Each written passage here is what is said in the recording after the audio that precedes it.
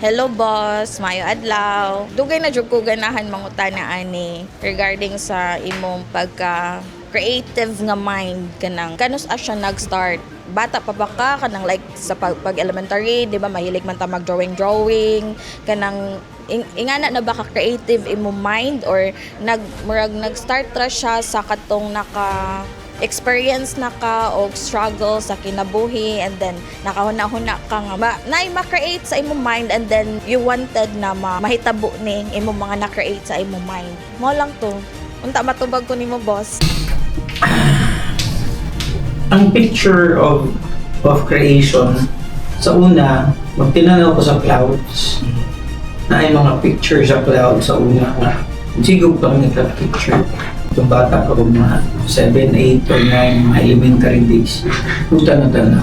Siguro picture. But karon to be realistic na, ano mo tanaw ko mo sa clouds, na makita man ako kung sa advantage sa laing lugar versus diri sa ato. Why would you reinvent ugol sa activity sa laing lugar na which is ni work sa ila. So sa advanced nga city, anong di man nato i-duplicate? Anong di man nato kopyahon na lang ang mga successful way of doing things ba? Anong maghimo kung magkagsakyanan kung ang sakyanan na made na? Okay. Anong mag-invento kung magbarko kung ang barko na drawing na? No?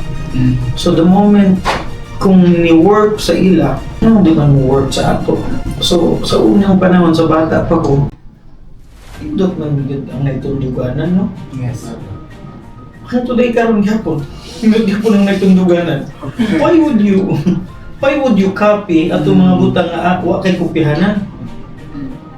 Mas maayo mga kopya kung na gikopyahanan.